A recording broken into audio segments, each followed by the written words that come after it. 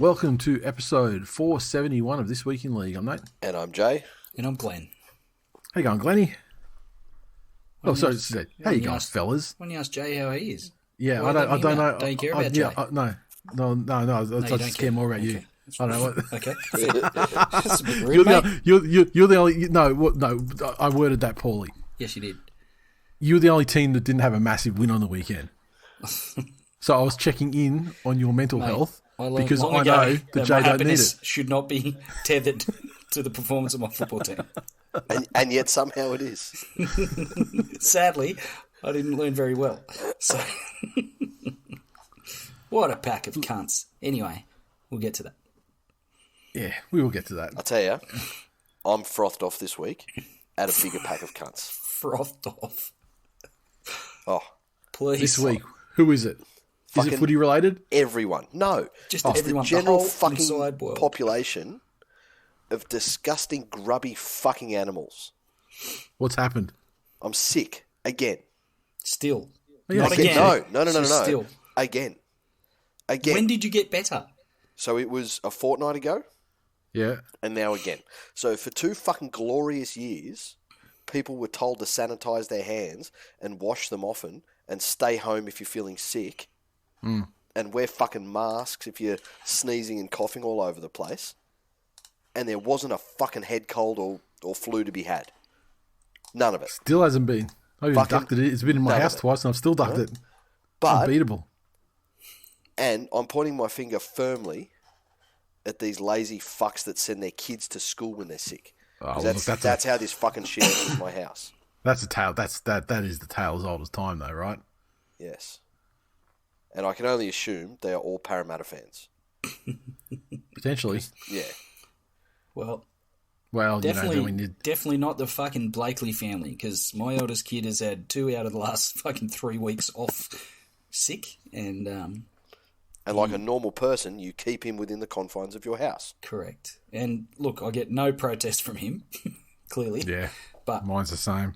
Yeah, a week with COVID, and then a week at school, and then a week with fucking rhinovirus. He's gone back this week, still coughing like a fucking seal at all times. But the doctor said the cough is you're not contagious. There's nothing we can do about it. You just have to ride it out. There's nothing worse than that, though, in this current climate, though, right?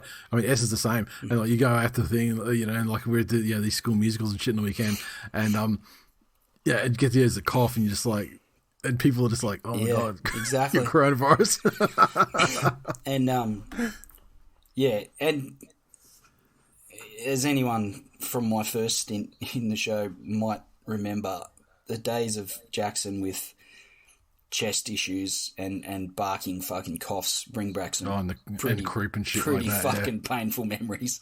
So it's funny. It feels so long ago now, that period, for us as well, because Killer was exactly the same. And like every year in winter around this time, we'd either be getting, the doctor would either be showing up, or we'd have to throw him in an ambulance. Yeah, he was an ambulance. And that happened every year, at least once a year for about 5-6 years, I reckon. Yeah, same. Man, fucking glad those days are over. I just remember, like, he was, like, getting, during his week off with rhinovirus, he was, like, would cough until, like, he was, like, almost gasping for air and, like, gagging, like, almost throwing up, like Jay is right now. God, it's fucking terrible. Like you say, I'm sick again. You've had that cough for the last 2 years straight. No, the mute button's a beautiful thing. It's not been far off, brother. Because that explosive cough it's something to behold, watching it happen over the Skype. So. It certainly is. Yes, but anyway, it's a shit time of year, and it's a shit time of any of history to be fucking coughing in public or sneezing. Oh, I don't know. I reckon whenever the Black Plague was around, says hello. Yeah. It's probably putting its hand up. That's probably shit up. Good times. I'll talk about footy. Round 14 has just been and gone, and let's go through the games. The first one, of course, was a Friday night match, with the North Queensland Cowboys 31 defeating the Dragons 12 up there at the abattoir. And the Cowboys tries to Drinkwater, Hiku, Robson, Taulangi and Lemuelu. 4 conversions to Valentine Holmes, 1 penalty goal to Holmes and a field goal to Chad. The Dragons 12 came through tries to Moses Sully and Jaden Sewer. Zach Lomax 2 conversions from as many attempts. Cowboys roll on for me. I think. Yep. I think they were helped out by the Dragons. The Dragons, to start the game and certainly throughout the first half, just no discipline. Just gifting the Cowboys 6 agains and piggyback penalties, and no platform from their forwards. Whereas you had several of the Cowboys forwards, including TWiL, as you'd expect, but he had a few mates just steamrolling through the middle. Not a single Dragons forward ran for over 100 metres for the game. Yep. And it's no wonder that they struggled to apply any pressure or score points. I think as the Cowboys develop, and I think they're showing that they're within that top echelon of the competition within the top 4 or 5 sides, I believe. The challenge that they're going to face is depth as they develop, the what we talk about, the next man up mentality, and have the players through their system to be able to do that. Losing Lukey is massive for them, and it's going to test them because he's been quite critical to some of the success and the impact that they've had on the edges. They're going to have to overcome that. It'll be another one of the challenges that this season they're on a steep incline. I think look, he's been tough. Good. He's been good, but I don't think he's by no means the catalyst for their attack. No, he was a second fiddle to Nanai, but but he was still one of those guys that's coming with Cotter, Nanai. Like they were coming along together, I thought. Yeah, and I think that, to your point, the fact that they're all coming along together and the fact that, they've taken this extra step as a team, I think that puts them in good stead for these little speed bumps that you have throughout the course of a season. Yeah. One of the reasons Penrith did so well last year was that, touch wood, they stayed relatively injury-free, and when they did, including the stints without Cleary, they were able to cover it. And I think the Cowboys will learn that this year. But the Dragons, fuck. What do you say? Well, I actually was not that fucking down on the Dragons in this game. I mean, how many times did they make massive fucking breaks for like 30, 40 metres and just they didn't have the pace to finish it off or didn't have the support to finish it off? Like, they created enough opportunities to fucking win 2 games, but they just don't have enough talent in the side to finish things off, or enough pace in the backs to finish things off. But I mean, like, they gashed the Cowboys many times. But okay, you could have said that about the Dogs for the last 2 years. You could have said that about the Tigers for a bunch of games. They created some opportunities. The Dogs created nothing. Scored nothing. Well, that's what until they got rid of Trent. Just quietly, we'll get to that. 2 years was that you really only had to defend them for 4 sets. For 4 tackles in a set. So yeah, great. The Dragons can create all the opportunities they want, but if they don't have the nous to finish them off, then they're not going to win football games. No. But what I'm saying, like, a good defensive team like the Cowboys are, and I mean, part of that is obviously cover defense, which they did great. But I mean, like the Dragons made like some clean fucking line breaks, and I mean, which better sides would just finish off. And it would have been a much different story. It's just, I think the Dragon, like, they've got some terribly out of form players, and I'm looking squarely at Lomax. Who's dropped off harder than him? I defy you to find someone else. Yeah, it's rough. Like, he's like a guy where, this year, prior to this year, they would have been like, he's an origin chance in the centres if you get the amount of injuries that you need to open up the spots. Guess what? They fucking did with Tommy and Latrell being out. Yeah. And he's dropped off a cliff. Yep. Well, there was reports last year that, he was being shopped around or offered up to other clubs, and there was a lot of interest. And who the fuck wants him now, given his form? Yeah. Like, he's not going anywhere. Yeah. Rough. Absolutely rough. Let's look at the socials. Philip, he said, was the Panthers' defence this bad under Griffin? The defence wasn't great, but I don't think that was Griffin. The overwhelming stories I remember from those days were that he was an absolutely horrific communicator. And he'd have these weird fucking things where he'd walk into the sheds with the boys before the game and, you know, write 5 words up on the board that had nothing to do with each other, and that was his game plan. And essentially anything that Penrith put together during his tenure there was Peter Wallace and Cameron Ciraldo, you know, sort of Frankensteining together what best they could from his fucking ramblings and trying to convey that to the team in a manner that they could go out there and execute. So, yeah, that's what I remember from the Hook days. Jordan, he said, you're hearing it more and more. The Chad will be New South Wales number 7 after clear his shit to bed Wednesday night. You're fucking idiotic. Shut up, mate. Bongwater will take Teddy's role in the Blues as well. Jesus Christ. See, at least, like, look. Well, I thought it was more sugarcane up there. Fuck, they must grow some weed too. When people, yeah, no, they just stand there and just breathe in the fucking smoke from the burning sugarcane. Yeah. It's like the fetal alcohol syndrome of the fucking north. It's a 24/7 midnight oil concert. the fetal Fuck, cane syndrome. No wonder they're so fucked up. That sounds horrific. You finished on the socials up there, are you? No, I'm not. I was blowing my nose and didn't want to blow it into the microphone. Joel, I think this is a fucking great point. Joel said, to think that the Cowboys were playing in the same class as the Bulldogs, Tigers and Warriors last year.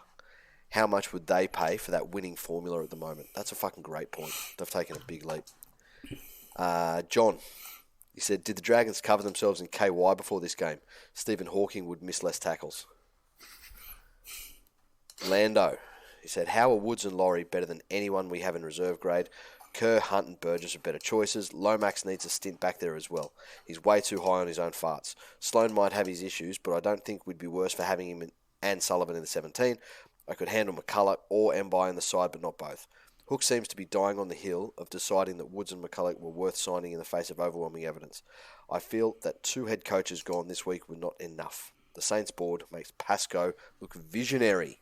Oof, come on, scathing now. rebuke. There is no way that Griffin is on the block yet. None. They're a club that has been through all of that way too recently. Yep. To start doing all that again. Yeah. Unless they're going through the whole big, race to Flano that seems to be emerging. You reckon that's it? Yeah, I don't know.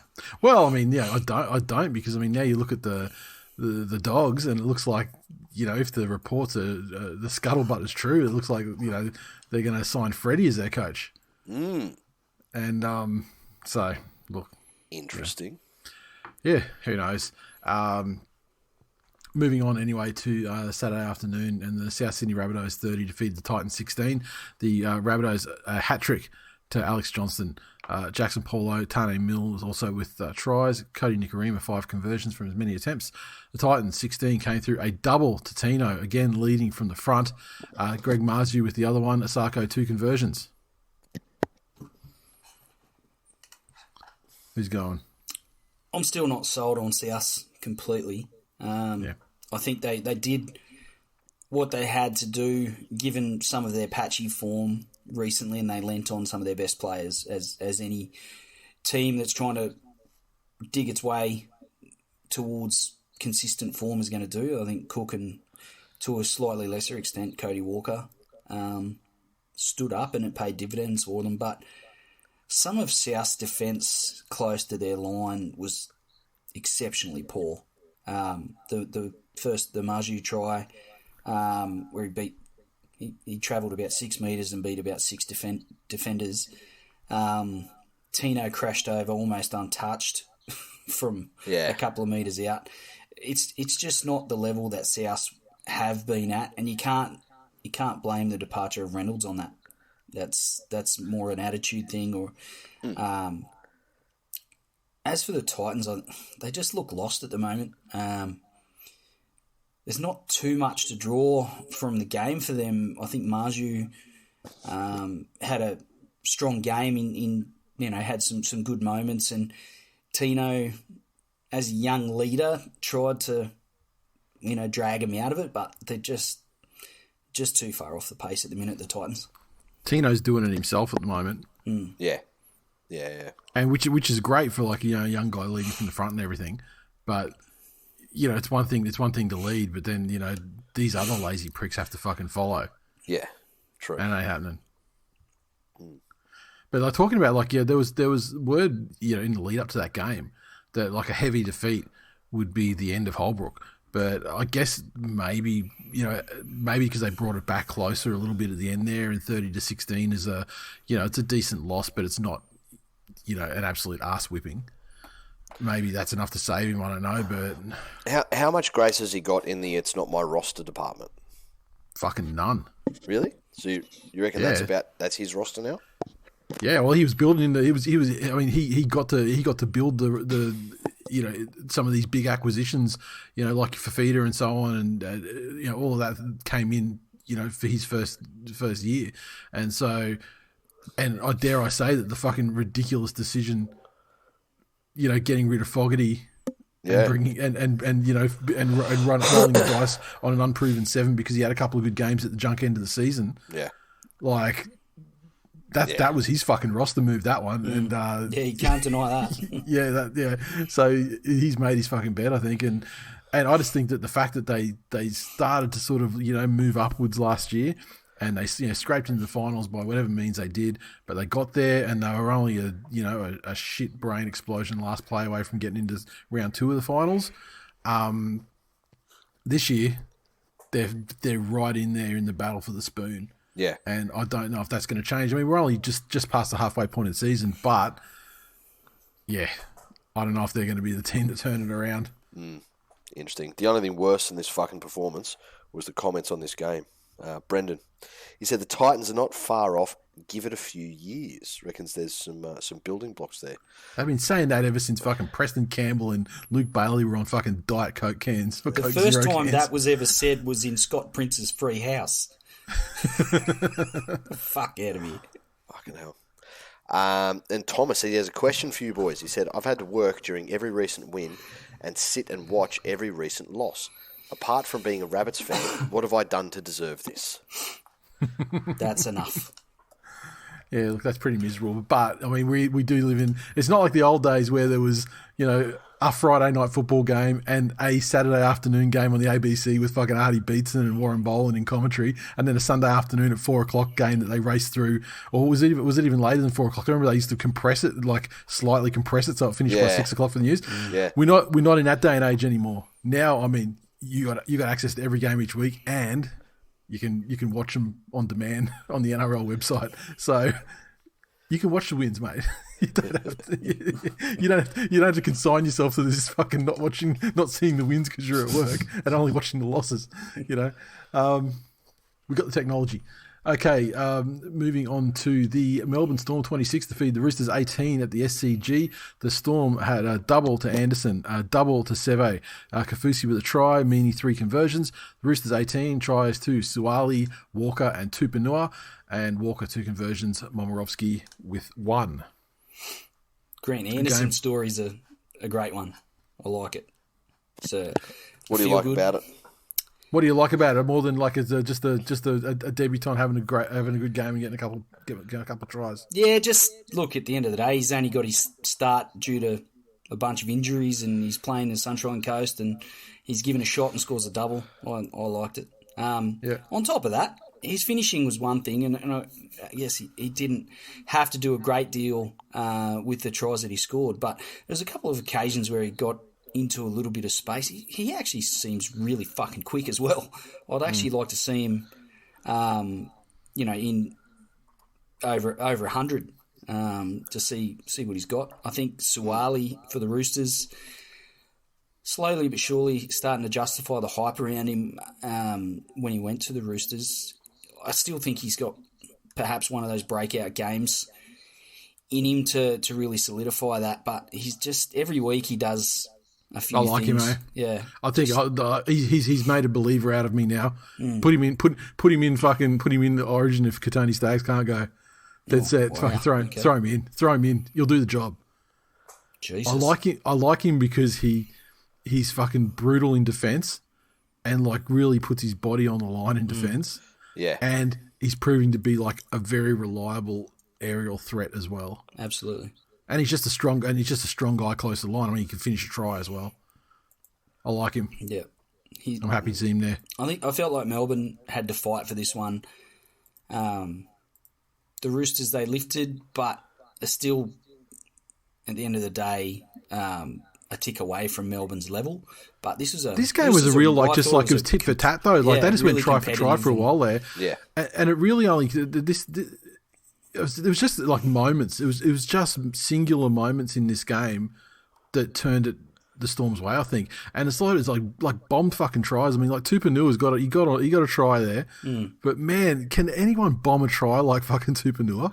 Yeah. How many times do you get the bouncing ball where he's got it, like, and he just bombs it or drops it over? You know, like it happens. It's probably worse for Roosters fans, but I mean, it feels like it happens every game that he's bombing something. So it's little things like that took them out.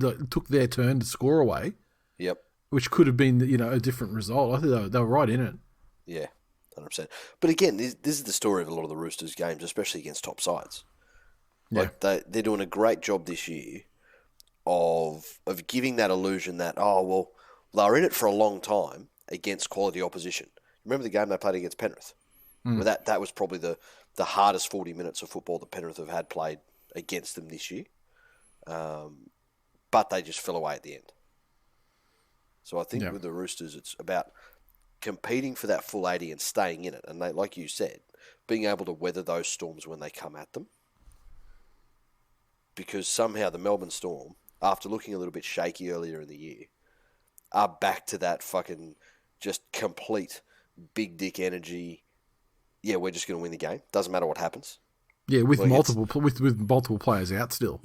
Exactly. Including like Pappenhausen, who was obviously walks into any side almost. Yeah, that's it. Hey, just before we recorded, it came down the judiciary business that Felice Kafusi walks, doesn't get anything, not even a fine for what he did to Sam Walker. Like, what do you make of that one, Lenny?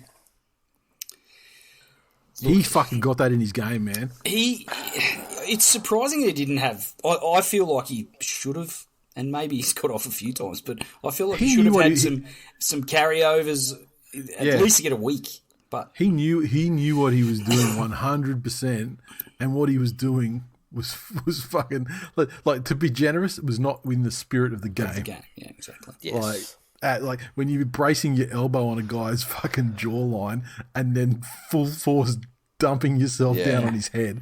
Yeah. I mean, I know the ball carrier gets a lot of leeway when, there's contact if they accidentally, knee a guy or elbow a guy or whatever. As long as they're not raising their knee too high and they're not cocking their elbow, they're kind of safe. But I mean, there's, you can brace yourself and wait for them to come and elbow, smash themselves on your elbow or your knee, and you're good. I'm not a fan. Hey, and he's been doing that since he's been doing that since he had hair. He's been doing that since he had no forehead. That's how long he's been doing it. Did you see the Kafusi-ception on the internet a little while ago? I did not. What was that? Talk me through it. So on Desus and Mero, they had Wanda Sykes talking about the Will Smith slap incident. That was funny what she said too. Yeah. Look it up. I'm not going to tell her jokes. No. Give me some socials. This one, same thing. Melbourne fans, just absolute fucking dribble. Be better, the lot of you. The only one that was half worth reading out was old Grover, who said 2 points is 2 points. The Roosters made Seve look like a proper first grader. Hughes was rusty at times, but that's just because of lack of game time. I'm watching in a Darwin pub with 2 Panthers fans who are dead set champions. So much nicer than the toxic Panthers fans in this establishment. Wow. Shots fired. Yeah, no, he makes an excellent point. Stop picking fights from Darwin, you weak cunt.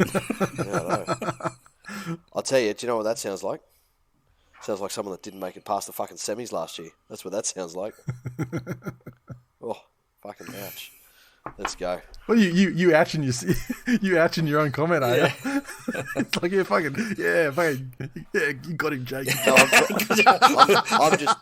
I'm talking about the pump up your own tyres, cup. The fucking hurt he must feel every day getting up. It was like due to his age. Sort of said, you find out an insult and then gone, yeah, fucking boom, headshot. Yeah. No, I was just feeling pity for that stage every morning where he has that fucking 30 seconds of hope where he wakes up and he goes, maybe it's all a fucking dream. Maybe it's all a fucking dream. He goes, maybe it's all a dream. #Stormageddon. He actually thinks that, like, spelled out. And he's like... and then he looks in the mirror and he's like, oh, no, I am Grover. Yeah, fuck. Right, now, moving on, the Broncos 24 defeat the Raiders 18 at Suncorp Stadium. Broncos tries to Mann, Pereira, and a double to Herbie Farnworth. Reynolds 3 conversions and a penalty goal. The Raiders 18 tries to Kotrick, Horsburgh, and Elliott. 3 from 3 for Jamal Fogarty. This was another entertaining game. A lot of lead changes, back and forth, try for try. In the end, it came down to some effort plays from the Broncos. Effort half, really. Yeah. Effort quarter, let's say. I think the Farnworth try just after half time was a big moment for them, and then the way they scrambled when down on troops with the Raiders coming at them was impressive. And I think that does... Obviously, it's not just about the 2 competition points, but it's more about what it'll do to bring the players and the playing group together, and the confidence that they'll build from fucking stepping up for one and showing up for one another. Yeah. I haven't heard the extent of Reynolds. He looked in doubt. Yeah, he looked to be in a fair amount of pain. Farnworth with a bicep, Haas in doubt as well. It was very fucking interesting. I think Haas was training with the group, I think, today. Okay. Yep. I think Reynolds is in doubt. Herbie's gone, right? I haven't heard, so. Did you see all the hoo-ha on socials that, it was a dog shot because he was already clearly injured and they targeted him? Yeah, he had fucking trainers on the field waving him off. Yeah. He had them out there with a fucking red biscuit alert siren going off on the fucking golf car on the sideline. And he chose to not leave the field with suspect ribs. Yeah. And then he chose to take a run on his very next fucking carry. Yeah. Which is like credit to him for fucking wanting to get in there and do it for the team. Like, that's one thing. But when you're the most injury prone player in the game, and look at the receipts, he's on his is he on his 3rd this year or 4th? We're halfway through the season. He's on his 3rd or 4th injury for the season. Is COVID an injury? I'm going to say yes for the purpose of this argument. Now, he's a lung injury, isn't it? Injury-prone player on his team, and he plays with a cunt whose brain bleeds in a stiff wind. But I mean, like, remember a couple of years ago we had there was like an Origin game or whatever, and Thurston had like one arm hanging, like dangling by a fucking tendon, and no one ran at him, and no one was running at him. Like, there's no gentleman in this game. No. Stick within the rules, and if a player elects he wants to stay out on the field, if he's on, Laurie Daly, oh fuck me. Yeah, I know, bro. I'm bringing back like some fucking 1,000-yard stare shit right there, but but back to, and credit to the Broncos recruitment department, who have done absolutely nothing for the last decade. Like, have recruited absolutely no one of measure in the last decade, and have pulled probably 2 of the top 4 buys of the season this far, in Reynolds, for what he's done for that team, but also fucking Tamare Martin. Yep. It's another great story. As a fucking limp-in, you're a second, maybe 3rd string fullback. You know, you played a little bit of it there during your career. You're really at half. But just put you there. Yep. He has not put a foot wrong. Yeah. And is, one of the most solid defensive one-on-one fullbacks in the competition. Chimes in beautifully in attack.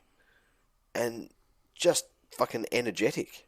So he's having an absolutely stellar season. Looks like he wants to be out there. Isn't it amazing? But where the Raiders fell down here, they had every opportunity to win this game. Every opportunity. They had half the Broncos squad busted. They had people playing out of position fucking everywhere. Their forwards did a fucking job in that last 20 minutes and absolutely rolled through the middle and gave them the field position and the roll and the momentum and everything they needed. All they needed to finish it off, some capable fucking halves. Yeah. Who could get the ball where it needed to be. And again, not like you said, the forwards did do a great yardage job, but got the fucking dropsies. Yeah. But I mean, that's like the halves. What are the halves doing? I mean, there's a point there where fucking send it. Yeah. Yeah. Put some attack on and stop just fucking barging it up the guts. I mean, it's easy meters, but not when you're getting down to that last 10. Yeah, exactly. Sean. He said Farnworth would add another dimension to his game if he could just pass out to his wingers. Gandalf. Nathan. He said, does ink affect muscle recovery and bone density?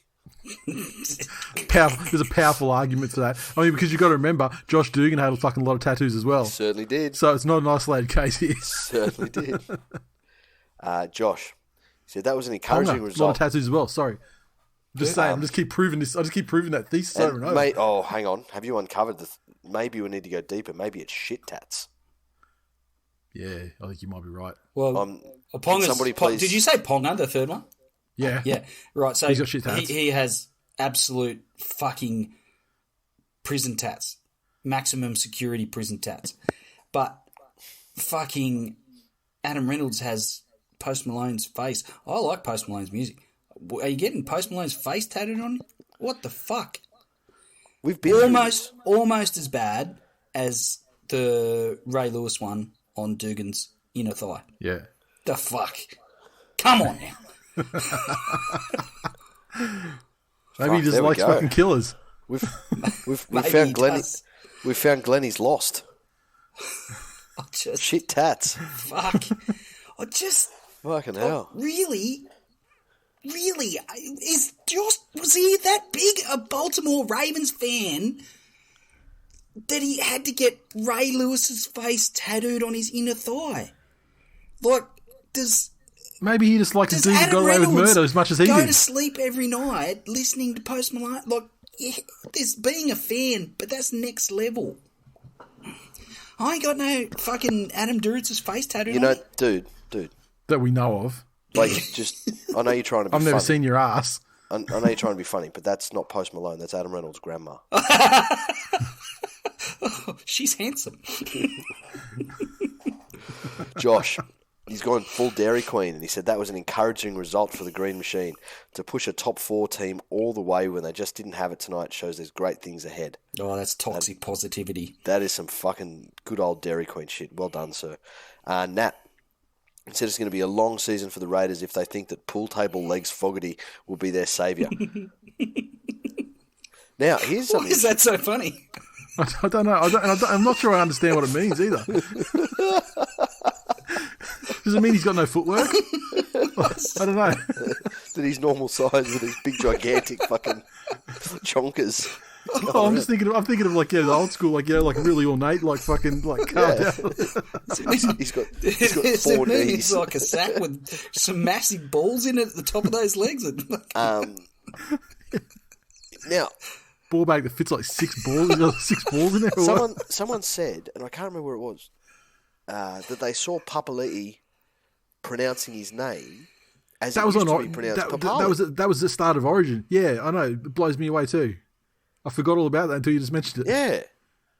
So, like, is he now back to Papali? What do we do? I don't know. Is it an old Look, video? I'm happy to do it. I'm happy to do it. It's like when they announce, they say their name and their junior club at the start of Origin. Remember? Yeah. That's when it was, I think. Okay, so we just call him the forward formerly known as Papali'i? Well, if they do, we'll see what happens in next Origin. If he does it next Origin, then I'm prepared to say that's two out of 3, and then that's passed. Okay. Yes. Anyway, Papali'i ran him down as if he were a snack pack 2 years ago. For God's sake. That's true. I forgot about that highlight. The issue for the Raiders is that they can dominate in the middle and out wide, but without a decent 7, it's the same old. That is absolutely right. And Michael, he said, Agenda Gala stats team. Raiders with Whiten, 3 wins, 8 losses. Raiders without Whiten, 3 wins, 0 losses. Can't argue with that. I'm saying, can't lose without him. All right, moving on to the mighty Manly Seagulls 30 defeat the West Tigers 4, ending Noddy's career before it began. O'Shea Ole with a double. Ruben Garrick, Amoli Olakwatu, and the first try for Tolu Kola. Garrick 4 conversions and penalty goal, defeating the Tigers 4. A try to Luke Garner, and Brooksy missed the conversion.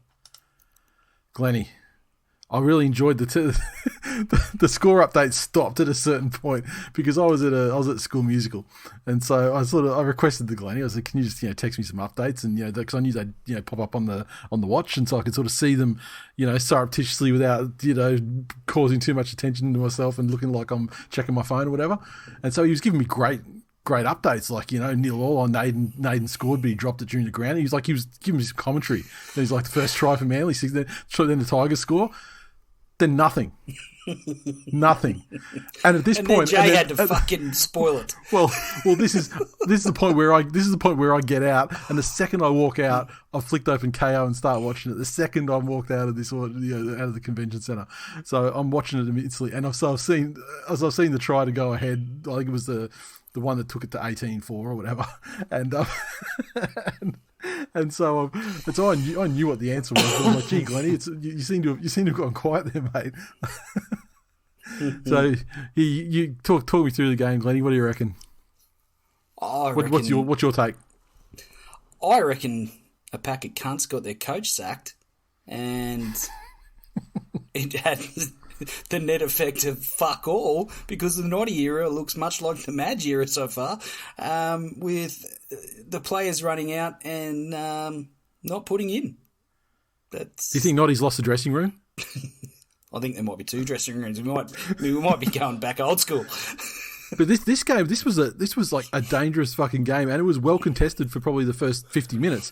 And the thing is, with the first half only being 6-4, Manly had a massive win behind them in that first half, and for it to turn around, and with guys like Hastings, I suppose a little injury hampered, so his kicking game might not have been what it should have been. But like Brooks with a massive win that actually picked up at halftime, kicking with the breeze behind him in the second half, I thought we're in fucking trouble here. Like we didn't get enough out of that first half. Yeah, but you have to play well enough to take advantage of a... Well, Desi got him into the sheds and said, listen, you got the wind against you, so you're going to have to find... you couldn't kick in the first half with the wind behind your back, so you're going to have to do something different. And to their credit, they came out and executed amazingly well. The forwards rolled their sleeves up, particularly Aloye was amazing. That was where it was won. I think they bashed us through the... Manly bashed us through the kicking... And the kicking game of Foran and Croker, like where they were sort of kicking like these low sort of kicks and taking the wind out of the equation a little bit as well. But yeah, the forwards and particularly Aloye, I mean, a great homecoming for Joshy. I mean, Justin Pascoe should never have fucking made him the groundskeeper of that ground. It's like fucking Wally Lewis back in the day. I mean, he knew every blade of grass down there at Lumia, and absolutely dominated. And like it was still like the game was probably comfortably sort of in hand at 18-4, and then Naden stepped up and delivered a terrible fucking spear tackle. Boy, that's got to be that's the worst one in a long time, right?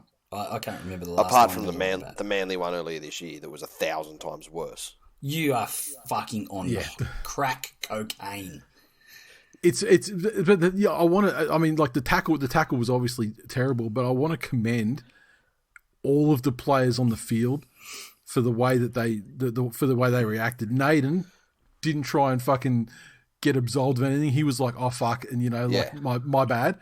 Yeah. The Manly players weren't running in. Let's fucking bash this cunt who spear tackled Jakey. They were all like, "Let's check on Jakey." And Jake, on his part, popped straight back up to his feet and was like, "No, we're good." Yeah. And like there was like none of the players did any of the things that you see when that sort of shit happens on the field, which was, I think, was a credit to everyone. And afterwards in the sideline interview and then in the post-match press conference, Jake was still trying to get Naden off it. Yeah. And saying, look, I'm trying to get a quick play the ball and trying to find the ground. So, you sort of saying it was my fault sort of thing. He was saying himself that he ducked into it, I mean, the integrity that certain players never shown when they got speared after ducking into it. Look, I'll tell you what, Jakey's wife probably won't leave him in a couple of years either. Because you know that you are back to your fucking best today. You have found a fucking vein of form tonight that cancel this man. You are absolutely at your fucking you peak. should be lucky. You should be lucky I said that. Otherwise, it would have ended up you saying that. Yeah, as a line. exactly. Yeah. On Wednesday. I'm sure you'll cook something else up. Yeah, I think let's edit that out. They finished the game off well. After that, just to blow it out a bit more, and ultimately a very good win in tough conditions. And I don't know. I expected more out of the Tigers in the second half. It was kind of reminiscent of that game against Souths actually, where you guys were in it up to your eyeballs. I mean, in the Souths game, I think you went in with a slight lead, didn't you? But you were in it up to your eyeballs at half time. Because we're always in a fucking game. Looking the stronger at half time as you got into the halftime break, and in the second half came out with the great chance to win and just doing fucking nothing. Yeah, getting rolled into forwards, and the rest then followed. Okay, so Glennie, let's say you're in charge of the next 6 months at the Tigers. What do you do? I'd sack Tamau. Yeah, there's a couple of blokes that need to be given a tap on the shoulder. I tell you what I do is I make a swift decision on who's going to coach the fucking joint. Yep. And don't let that roll out for the next 2 months or to the end of the season. Make a swift decision. If it's Kamali, then it's Kamali. If they're going to have a red hot crack at Flanagan, then expedite that process. Have him make a decision. If it's yes, great, we prepare. If it's no, fucking move on. Yep. We tend to have this real habit of drawing shit out, and it plays out in the media, and everyone seems all wishy-washy. Just be direct and make a fucking decision and stick with it. Yep. And put the playing group. Do you reckon on notice. Has Noddy got a chance? Do you reckon? He'd have to be part of this thing, saying, "Look, we see him as a coach of the future, and he's like an underling to the director Tim Sheen sort of thing." So we'll take care of him and usher him through to to where he needs to be. Or do you think that it's going to be he's literally just caretaker until they get someone? I don't think he's badly. I don't think his credentials are terrible. I think he's obviously as a player. What are his credentials? Well, he's been through the pathways so as far as within the club, he's headed up a couple of the junior squads. He's been head of pathways for the last year or so. Head of pathways. What results has he got there? The Leilua brothers. They found a pathway right in and then straight out again. Yep. Okay. That's. Can you imagine buying into the fucking Leilua brothers at that club though? Fucking hell. My God. Look, I'll tell you what. Fucking non-BJ has been arguably one of their best on field this year. Absolutely. Yeah, except he did 4 2-on-1 strips in the game to earn penalties against his side, and was probably given an immediate release. So probably based on that, yeah. I thought that was something. I've never seen anything like that, so I thought it was something that he'd been specifically coached to do by Noddy. Because he never did it when Madge was there. Is that a thing when Noddy's tried to get in and put in a play and he's got a fucking safe word and he's had them all used and either they don't remember it or fucking Leilua just doesn't say it properly and no one knows what's going on. Well, I mean, at least we found a chink in the defensive armour of the Cowboys going forward this season. Exactly. Loose carries. Yeah. Very very disappointed with the way they performed in the second half. And the whole coaching situation is it's fucked. You wanted a response from the playing group, and we didn't get one. So yeah, fuck. Also, shout out to Morgan Harper. 2 weeks in a row, he played well, and he had another great try saver on Star-Lord in this game. Yeah. Like he literally fucking could have almost fallen over the try line, and he stopped him in his tracks. Yeah, and so it's 2 weeks in a row with like really good fucking like try saving efforts in defence. So maybe this story that came out through the week, where he'd lost 6 kilos or something, from COVID and just wasn't ready to come back. When he took a bath from Talakai. Yeah, maybe it was that. The cure for COVID is making 2 tackles. Oh, fucking great. Well, two tackles that fucking even Beaver Menzies himself would be proud of. Jesus. I mean, that's the fucking spirit. Jesus Christ. Ben in the Facebook group. He said, full credit to Naden. Knew he was in the wrong. Jake, being the absolute pro he is, just gets up, no fuss.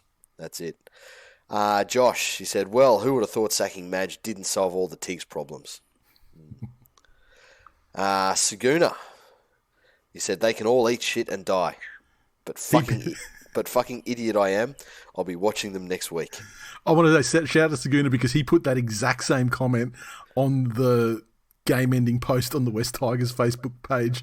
Like when they posted it, like, tough day at the office or something, and it was like 4:30, and then and he posted that on there first. Yeah. Fucking isn't that the worst? Like just fucking minimum effort digi thing. Tough day at the office. Yeah. But also at the same time, like, what can you say? Because if you say something else, because then I saw another post where they were talking about they must. I can't remember who the sponsor is, but some sponsors like their man of the match, and it's like a West player of the match. Yeah. And it's like, and so they had picture of 2 guys up there, and when you've lost 30-4, I mean that sort of thing is just an absolute magnet for people abusing the club because they're like, well, fucking none of them deserve it, fucking blah blah blah. Yep. That's it. And Liam, he said, Hastings got lots of touches and passed the ball under no pressure. Standard. Was not for playing. What a response to being recalled.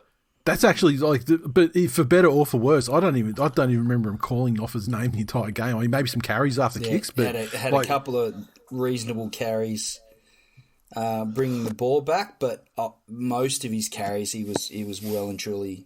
They really were trying to send it down the left for some reason, right? He never really, but conversely, Manly were through the middle and down the right as well because Hamoli was beasting. So he didn't have to do much defence either.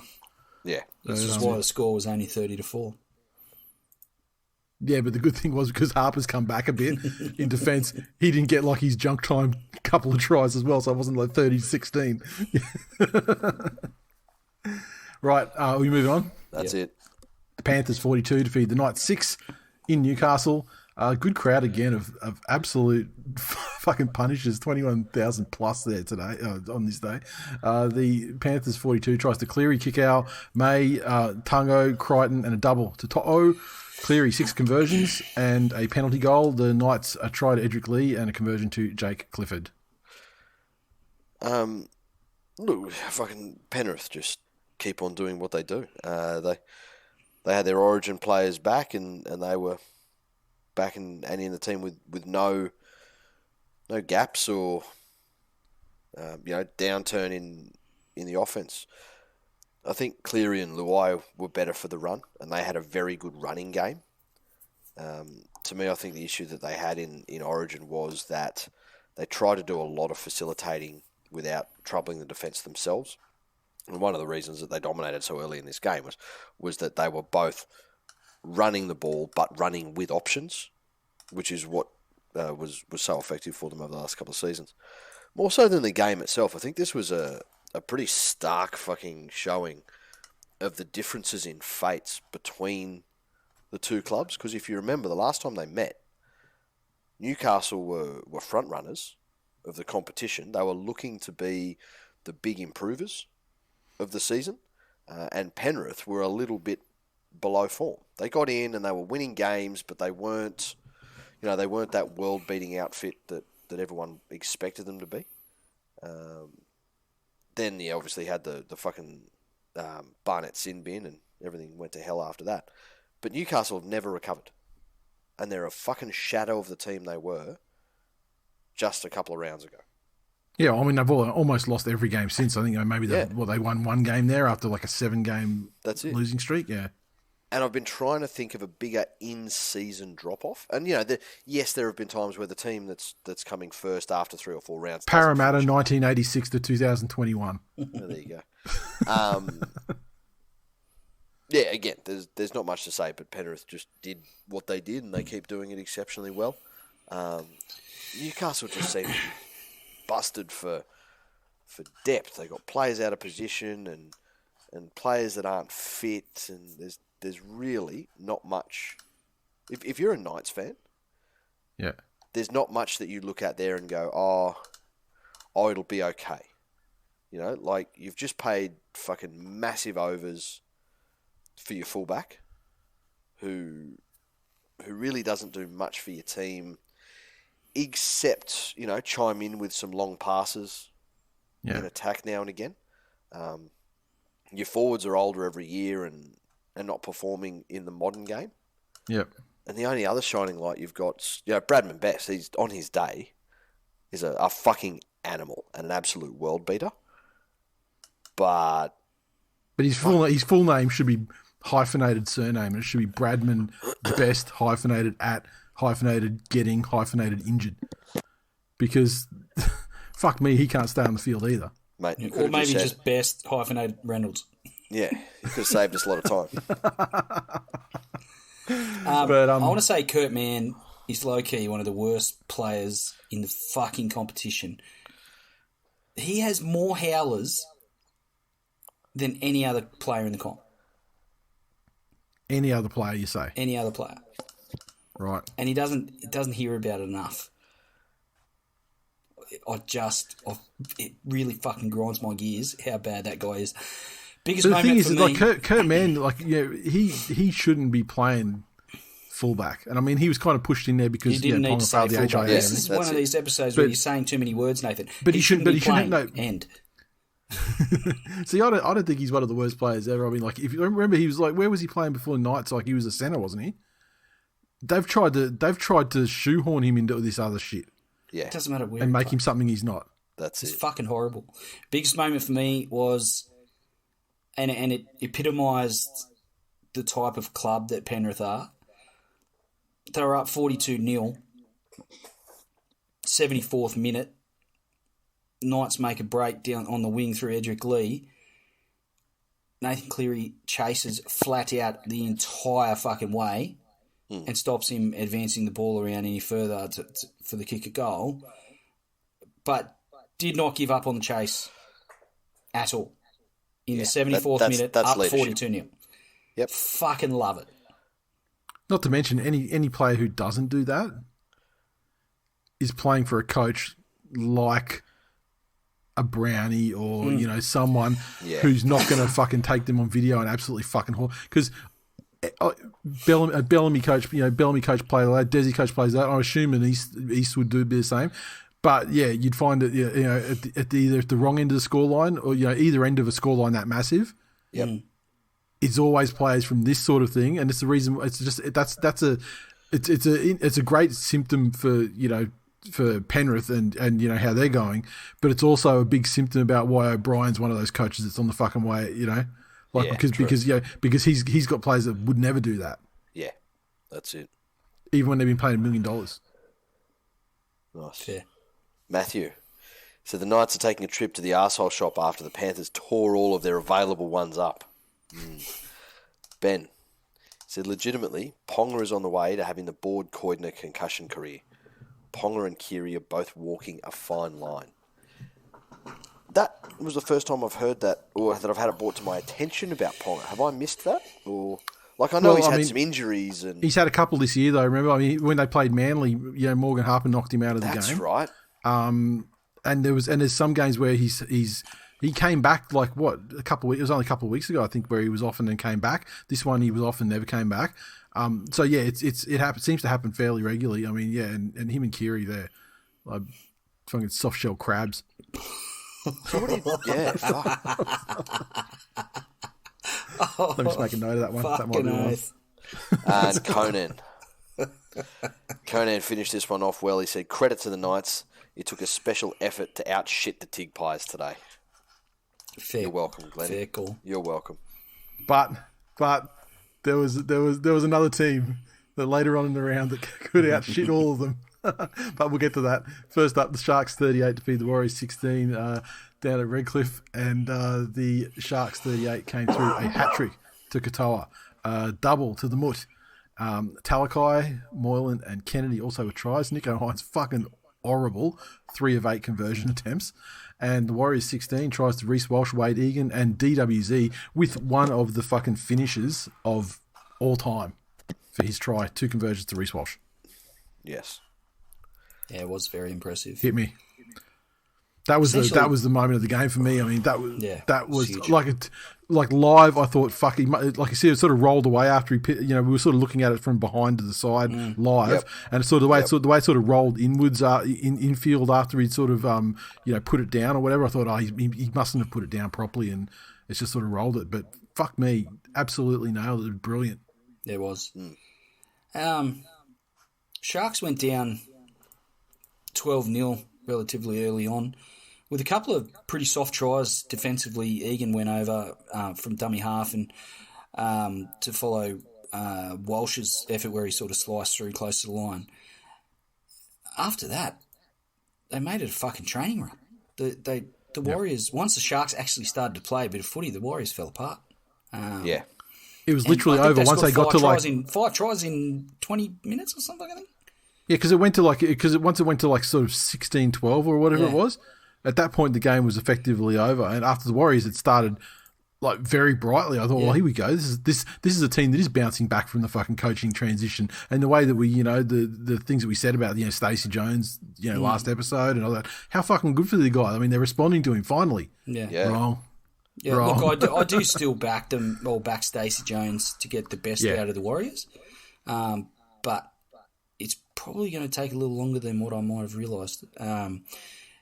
Because you look at some of those tries that Cronulla scored, it wasn't the fact that they were scoring points; it's how they were scoring them. When you got Matt Moylan running through untouched from 6 meters out, it's fucking testament to a zero commitment defensive line. So 100%. I don't have much else to say about that one, to be honest. Me either. There we go. Phil said it doesn't matter who's coaching them. Warriors are always going to do Warriors things. Dominic said, damn, Warriors back at it again with the mediocre offense and the atrocious defense. I honestly don't see us winning again this year. Oh, nah, you'll fucking kill the Tigers in that return to New Zealand game. I'm already prepared for it. Sharky Dave, he said, even Uncle Bully put up more of a fight than these Warriors. Jesus Christ. Classy. Is that it? That's it. And finally, this is my second favourite game of the round. The Canterbury Bankstown Bulldogs 34 defeat the Parramatta Eels 4 at Accor Stadium. The Bulldogs 34 came through a hat-trick to Josh Adokar, a double to Jake Averillo, and Carraz with the other one. Burton, 5 of 6 conversions, and the Eels a try to Penasini and a miss from Mitchell Moses. What do you got to say, Nate? I've just got to say that I thoroughly fucking enjoyed this game as a contest. I thought it was gripping from start to finish.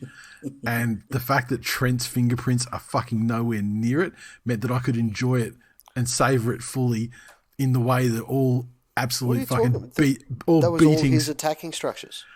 Yeah, you say that, and I don't have the stat in front of me, but it's my understanding that the Bulldogs, let me just quickly try and figure this out here. So they've scored 182 points this season.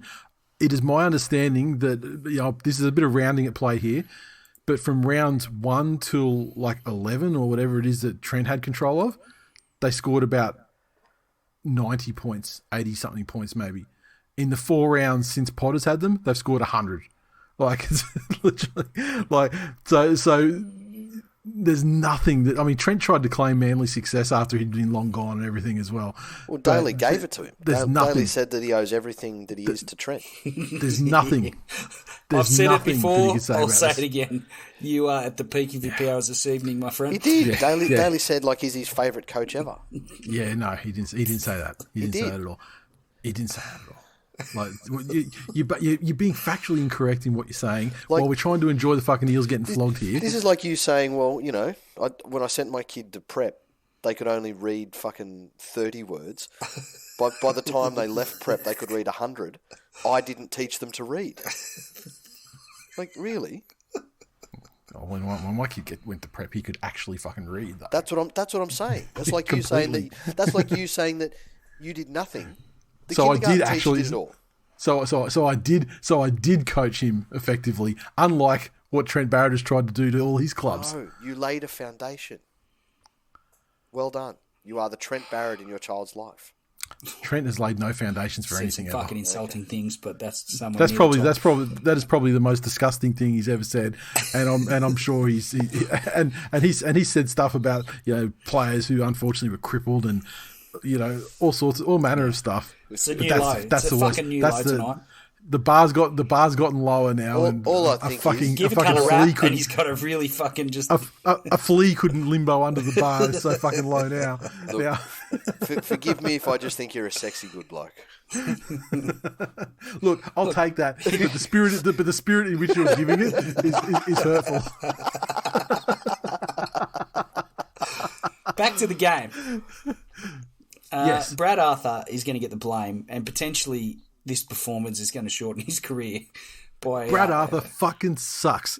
And I don't care what Parramatta fans want to talk about, acting like they got a fucking window. Let me tell you, fucking window. that shit has been a fucking triple bricked fucking wall since fucking the mid 80s, and nothing has even come ajar or cracked. They haven't chiseled through the fucking concrete in any way, shape, or form in the Brad Arthur tenure at all. He fucking sucks. He sucked when he was a fucking assistant coach at Manly. He's sucked ever since he's been at fucking Parramatta, and his kid sucks too. Not that he's had anything to do with this. Although maybe he did sow the disunity that made them suck like this as a team. Maybe. The biggest issue I've got with this. What about it? I didn't even get to finish what I was going to say, because this guy just fucking completely hijacked my point about Brad Arthur, and I was actually saying something similar to what you were going to say. Sorry, Glennie. But before you say that, can I also say I'm currently in development. We've greenlit two more rants. One of them is called Mitchell Moses Sucks, and then the third sequel is Clint Gutherson fucking sucks. Well, to tie all that together. It may shorten his career, as I was saying. I don't think Para are winning a comp with him coaching them, but they most certainly are not winning a comp with either Gutho or Moses as their apparent leaders within the side. So I'm adding you as an executive producer to my films, Glennie. It seems like you're on board. I'm doing fuck all for it. Just put me on as a credit. I'll take the cash. Oh, just call me Sam Hayward. Do fuck all and get listed as a credit. I'm hoping that he'll come on board to do the sound. Yeah. Well, one thing's for sure, he will fucking complain about it. Because I want to hear. I need fucking award-winning sound to hear the fucking life oozing out of Mitchell Moses' body when he's got a try for all money, and then Berto comes and just knocks the ball out of his hands, or when Shoop decided to fucking pinball him with Berto on the field and just bully the fuck out of him. There's so many moments in this game. Look, so many things I'll treasure forever. Do you legit want award winning? Because I know the guy from Sophia the First. Yeah, if you want actual award winning.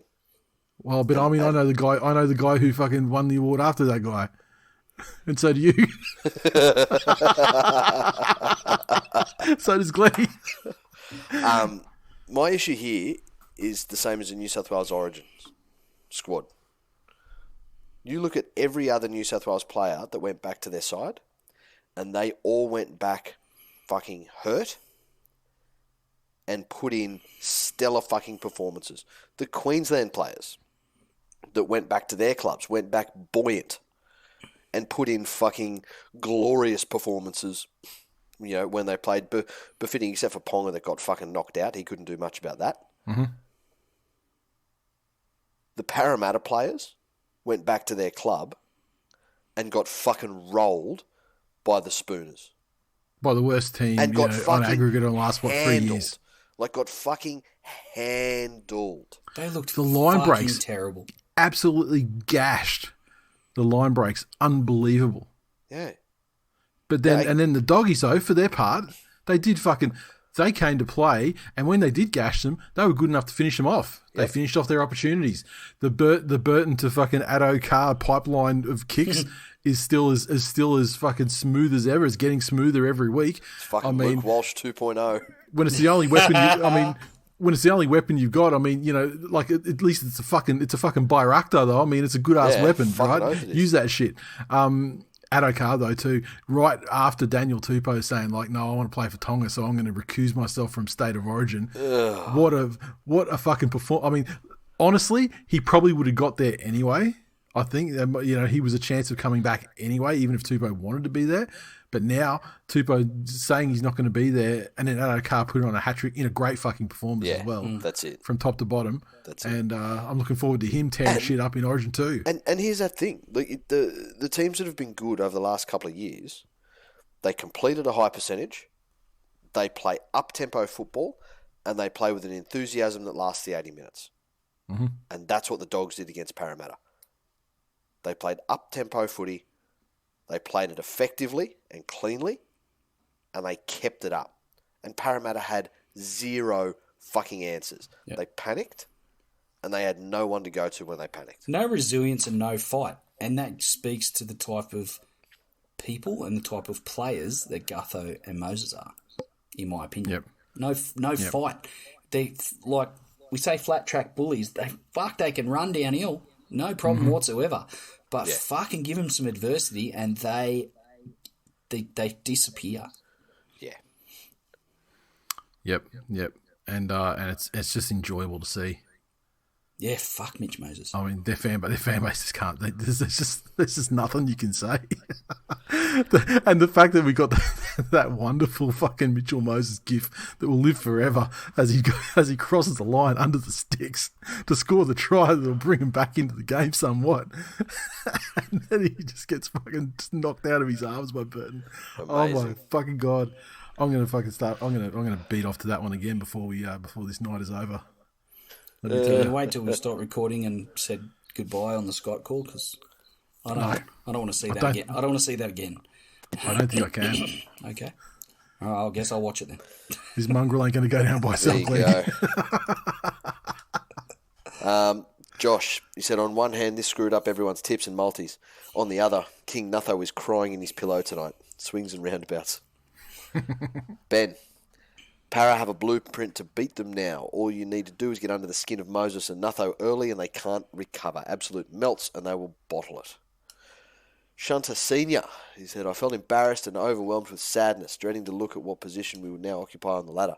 6th place is quite a come down from early season promise. Didn't help looking down the list, seeing the Panthers and Storm up the top, knowing we beat them both.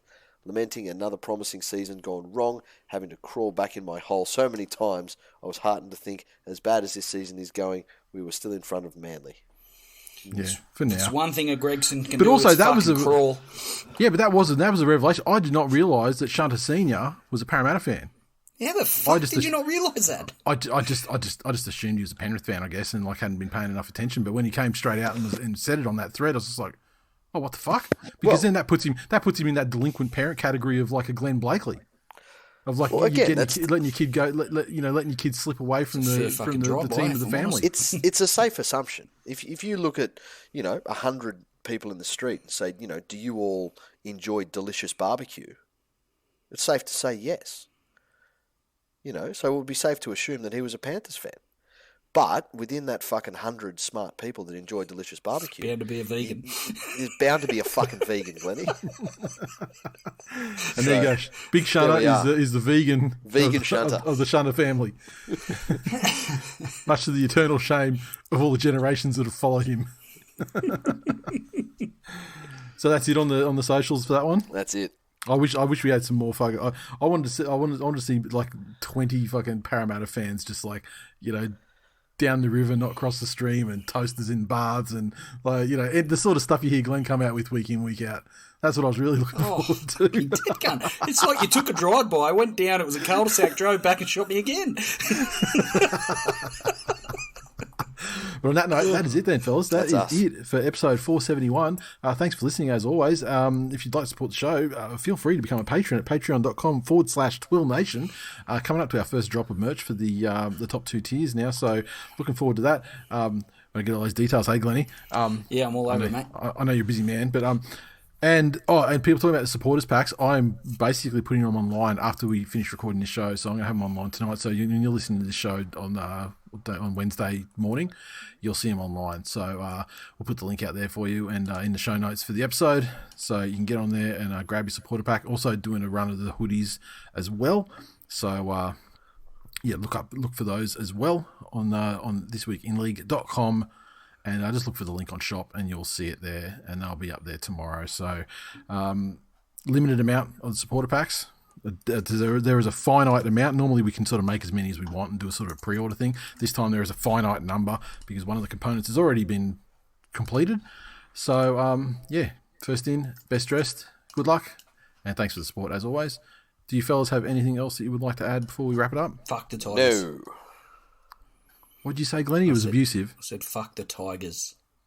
Oh, wow. Those pack of cunts. Are you broken? Huh? You feel more broken now than you did after you got flogged by the doggies at the end of the year last year. Really? Yeah. I don't know if you're just more resigned to it because it was later in the season. Yeah, but it was the end of the season. This whole sack the coach thing has probably rattled me a little bit. I'm not here for it. I don't support it, and it's achieved fuck all. And so you wish Madge was still there, do you? Well, it's not even really that. It's just another, like I said before, it's just wishy-washy, fucking weak-ass leadership. Action that doesn't actually deliver any change. Yeah. But it's not like you haven't been here before. No, you're right. You hear every 18 months with the Tigers, I mean... Like, this is essentially, it's like, oh, fucking, yay, it's Easter again. You sound like my wife. Why are you still so invested? Why do you get so cut when they lose? They lose a lot. Babe, fuck off. Stop talking. Right. On that note, Glennie's going to go and have that toaster bar. Fuck that toaster is expensive. If he makes it out of there, then we'll be re-upping and we'll do another episode tomorrow night for the round ahead. I'll be here. Excellent. See you then, boys. See ya. Oh, yeah. Later. Bye.